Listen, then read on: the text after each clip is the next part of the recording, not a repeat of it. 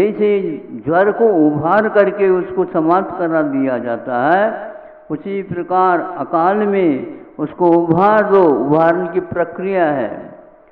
सर्दी के दिन में कम से कम जा करके सूर्य प्रकाश में बैठ जाओ। गर्मी के दिन में बैठते तो फिर कहना ही क्या। अब इसी प्रकार ऋतुमान के अनुसार आप प्रयोग करने लग जाते हैं तो कर्म की निर्जरा जो अकाल में होती है उसको अविपाक निर्जरा बोलते हैं।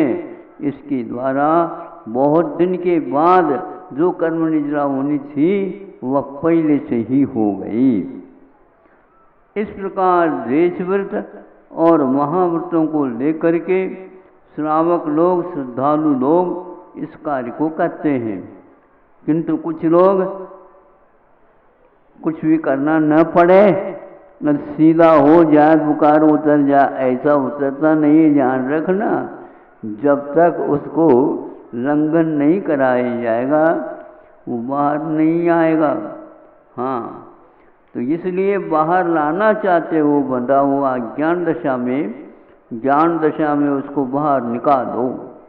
यह प्रक्रिया मोक्ष मार्ग में होती है। जो श्रद्धालु जन इसको करते हैं। मोह को निकालने के भी यही तरीके। मोह होता है, होने दो, कोई बाधा नहीं, करना नहीं। फिर देख लो कैसा होता है। सब अपने आप ही जो आप चाहते हैं वो सब आने लग जाते, लेकिन लेना नहीं। फिर देखो क्या बिल्कुल विपरीत चलना होता दुनिया से, मार्ग से नहीं। हाँ, दुनिया से विपरीत चलना पड़ता है, तब कहीं जाकर के मोह को छोड़ा जा सकता। दुनिया से तो मोह है। और आप महाराज ऐसे आशीर्वाद दे दो ताकि दुनिया से मैं अलग हो जाऊं। कैसे अलग होगे? गांठ तो डाल रखा है, फोन तो लगा के, फोन के ऊपर फोन लगाया जाता। कहाँ लगा रहे हो? फोन थोड़ी सी लगा रहा हूँ। वो कहता है कहाँ से बोल रहे हो? दिल्ली से। अच्छा, दिल्ली पहुंच गए? और हंसोगे अब हम बात बता देंगे तो। दिल्ली पीली कुछ नहीं, देहरी पर बोल रहा।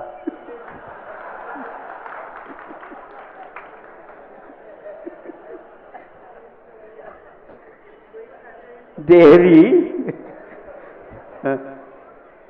नीचे की देहरी है और आप ऊपर से बोल रहे हैं। कहाँ से बोल रहे हो? मैं वहां से बोल रहा हूँ। हाँ हाँ, मैं अभी अभी आ गया हूँ दिल्ली, बोल रहा हूँ। बहुत अच्छा हो, ठीक है, बिल्कुल ठीक है। कब आओगे? अभी आ रहा हूँ, देख लेना। कैसे आओगे? प्लेन से आओगे? नहीं, बिल्कुल प्लेन। आ गया। सोचो, शुद्ध परमेष्टि से भी बोल सकते हैं हम। नहीं समझे? ये तो संसार की बात है। वह एक ही मात्र है, दुनिया से राग न करके वीतरागियों की ओर चित्त हो जाए तो ये सब जितने भी रोग हैं निश्चित हो जाता है। संवर और निद्रा प्रारंभ हो गए, मोक्ष मार्ग चालू हो गया। इसलिए आपका समय हो गया। कहाँ जा रहे हो? अब भूलना नहीं। कहाँ जा रहे हो? मोक्ष जा रहे हैं। मोक्ष जा रहे हैं? घर जा रहे हो? नहीं, अब घर कुछ नहीं है, घर का त्याग हो गया है।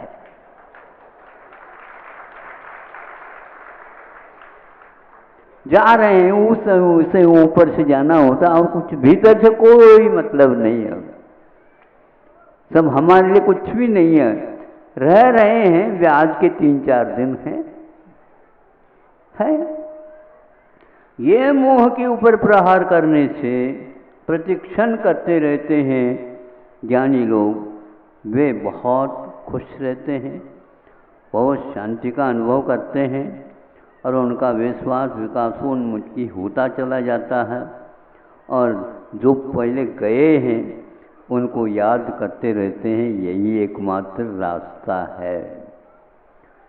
इस रास्ते को आप लोग एकमात्र, चलो भली कम किंतु सही दिशा में चलना प्रारंभ कर दो। ये प्रयोग अनिवार्य है, पसीना आना चाहिए एक बार। अब इस वक्तव्य में मुख्य रूप से याद करना ये क्या है, पसीना नहीं आता था, आराम नहीं मिलता था। और आप जिससे गांठ वाला लगाए रखे हो उसको निकालते जाओ, सब पसीना आता चला जाएगा और सब लोग रोने लग जाएंगे। तुम तो छोड़ करके चले जाओगे, तो छोड़ करके तो जाना ही है। ऐसा मत करो, कैसा करो, अब तक देख लिया ये सब घटाटोप है, ये घुटन है, हम तो जा रहे हैं, बस पसीना आ गया। स्वस्थ होने का यही एकमात्र साधन है, पसीना समय पर आना चाहिए। ज़्यादा मात्रा में आना भी ठीक नहीं है, सुन रहे हो? आओ, ज़्यादा मात्रा में पसीना आ जाएगा फिर छपक से मर जाए तो पूरी मात्रा में आ जाएगा पसीना, तो चला जाएगा यहाँ से। हाँ, इसलिए कम मात्रा में पसीना लाओ, बार बार पसीना न आए तो वह स्वास्थ्य का प्रतीक है। आप सब लोग बीमार हो, हमारे पास कोई भी आता है उसको ऐसा दर्द हो रहा है, इसको ऐसा दर्द हो रहा है, उसको खाया नहीं जा रहा, उसको पिया नहीं जा रहा, ये सुबह से लेकर के शाम तक आप सुन नहीं पाओगे, ध्यान रखना। हाँ, किंतु इसको सुनने के लिए भी बहुत मजबूती की आवश्यकता है। हाँ, और आ करके हम बैठे हैं, आ करके मान लो और 4-5 व्यक्ति रोना प्रारंभ कर देते हैं, तो अब क्या करें बताओ?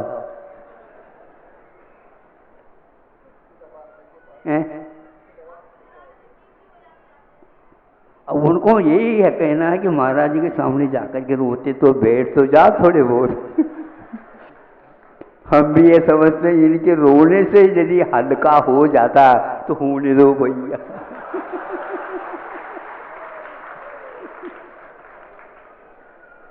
और हमारा भी तो कुछ हल्का होता होगा। इसको सुनने के लिए, इसको देखने के लिए बारीक परिश्रम करना पड़ता है। आचार्यों ने कहा है दूसरे को रोने से थोड़े बहुत कम करवा देते हो, हल्का कर देते हो, ये सबसे ज़्यादा अच्छी दवाई मानी जाती है। ऐसी दवाई हम देते रहते हैं, लेने के नाम से कुछ भी नहीं लेते, लेकिन देते चले जाते हैं और हमेशा हमेशा घूम फिर करके हमारे पास ही वो मरी जाता है। अब सोचो, ये इसलिए क्योंकि दूसरे के दुख दर्द को सुनना भी कम से कम चालू कर दो कि केवल खाने केवल सुख की बात ही कर दे। संसार दुख से भरा हुआ है, वहाँ सुख के नाम ही नहीं है। इसलिए जो कुछ भी सुनाते सुन लेना चाहिए, लेकिन माथा में बहुत दर्द होता है, ध्यान रखना। हाँ, ऐसा आसान नहीं। कई व्यक्ति इससे बीमार पड़ जाते हैं। हाँ, और कई व्यक्ति इसको सुनने से दोनों ही ठीक हो जाते हैं। अभी ज़्यादा प्रयोग नहीं करना, लेकिन फिर भी जो बड़े हो जाते हैं वो रोते नहीं, उसको ठीक कर देते हैं। यदि वैद्य लोग भी रोने लग जाएं तो तुम्हारी बीमारी ठीक नहीं हो।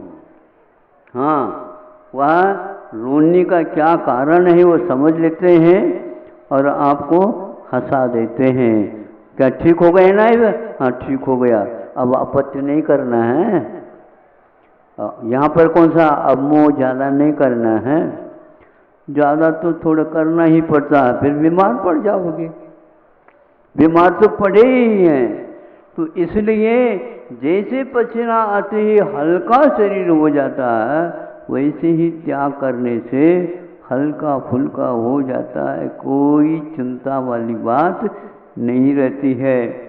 तो यह याद रखेंगे आप, पसीने वाले को बहुत जल्दी ठीक हो जाता है। गलत प्रयोग करने से टाइफाइड और मियादी बुखार डबल हो जाते हैं, वापस आ जाते हैं, ध्यान रखना। इसलिए उस स्थान से, उन वस्तुओं से, उन व्यक्तियों से आप परहेज किया करो जिसके द्वारा यह बुखार चढ़ जाता है। अहिंसा परमो धर्म की कल शाम तक तो हमें यही धारणा थी कि कल सोमवार के दिन चतुर्दशी आ रही है और 2 दिन का एक कार्यक्रम यहाँ पर रखा जा रहा है और उस प्रतिक्रमण में कम से कम 2-2.5 घंटे चाहिए और वो भी रात के नहीं चाहिए।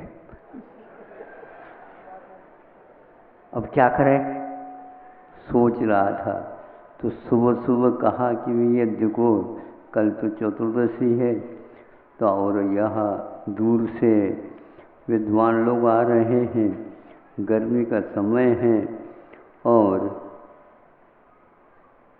कल का कार्यक्रम आज रखा जाए तो अच्छा रहेगा।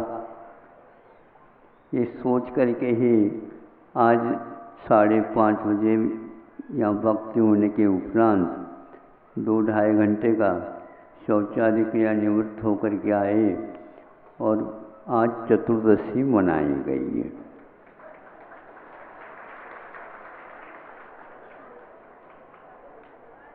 नहीं मनाते कल का आज तो देखो कैसे हैं, विद्वान लोग इतने दूर से आए हैं और प्रतिक्रमण करने के लिए बैठ गए। तो समय का उपयोग करना है, किसी को कहे बिना संघों को कहा, संकेत दिया, फिर शुरुआत में एकांत में बैठ जाओ और 2-2.5 घंटे का उपयोग करो।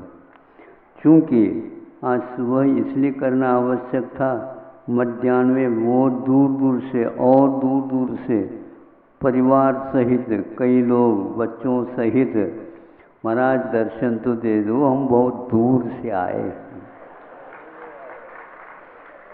तो उन लोगों को सब लाइन से वह बैठे थे और खड़े थे। बहुत अच्छे है, ये व्यवस्थित है, अनुशासित हैं।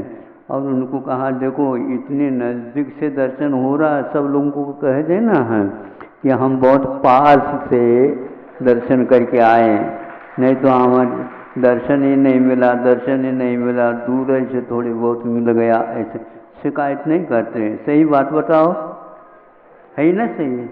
हाँ, देखो कितनी व्यवस्थित यहाँ पर प्रबंधकों ने आप लोगों को बैठने के लिए किया है, हवा भी नहीं आ रही है।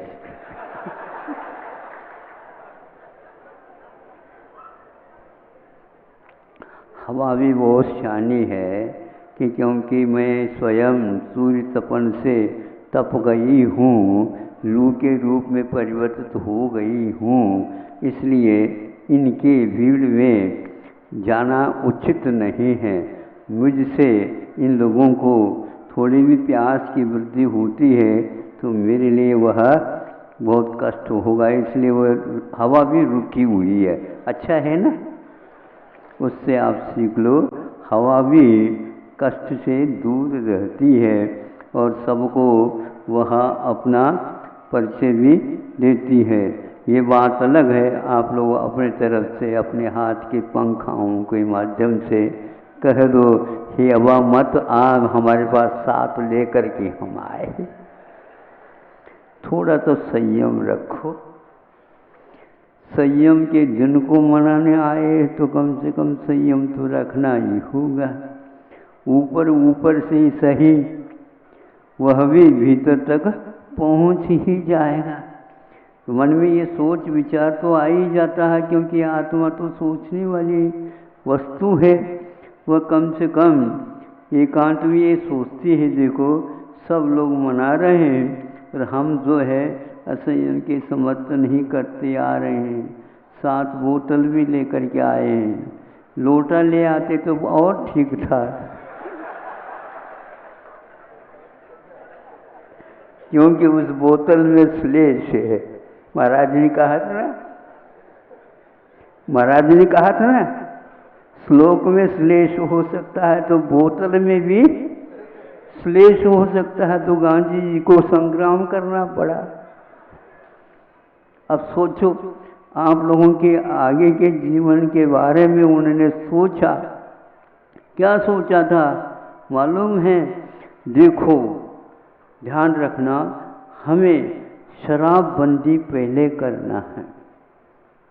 और शराबबंदी करना है तो जहाँ पर शराब की दुकान है वहाँ पर जाना भी ठीक नहीं। सुन रहे हो आप लोग? गांधी जी की परंपरा में रहते हो, आते हो, किंतु आज गांधी जी के नाम से कौन कौन क्या क्या कर रहा है तो आप ही देख लो। सुनते आए हैं, उसी को भी बात कर रहा हूँ। सुने बिना नहीं, देखा तो है ही नहीं, लेकिन फिर भी सभी लोग गलत सुनाते हो ऐसा तो है नहीं। जब कभी भी चुनाव आते हैं, वो चुनाव में एक प्रकार से अमृत की घूंट आवश्यक है, नहीं समझे? वो चम्मच से नहीं लिया जाता, सीधा ही लिया जाता। अब ये है, अब सोचो, मतदान करने से पूर्व में वह बेहोशी कराने वाली, लाने वाली उस चीज का प्रयोग यदि अनिवार्य होता पंचवार्षिक योजना को संपन्न करने के लिए, तो क्या रहा है हमें बताओ। आप लोग भी उसका अनुकरण कर रहे हो, हमें मिल तो रहा कम से कम उसके नाम से। नहीं, गलत बात। जिसके लिए उन्होंने कहा था कि उस दुकान के पास तक नहीं जाना चाहिए, और यहाँ तक कि वहाँ पर जा कर के दूध भी नहीं पीना चाहिए, क्योंकि कोई भी व्यक्ति जानेगा तो भैया ये दूध नहीं पी रहा, किंतु यह शराब पी रहा है। इसलिए आप यदि बोतल से पीते हो या और किसी से पीते हो, किंतु वहाँ पर पीने का अर्थ यही है कि आप शराबी है और शराब पिया जा रहा है। तो आप सज्जन होकर के यदि काम करते हैं तो आपकी कोटि दुर्जनों में ही आएगी, लेकिन 70 साल तक ये हो रहा है। अभी तक गांधी जी ने ये कहा था कि यदि मैं तानाशाही एक नेता होता हूँ तो यह जबरदस्ती 3 बातों को तो मंजूरी करा ही दे देता।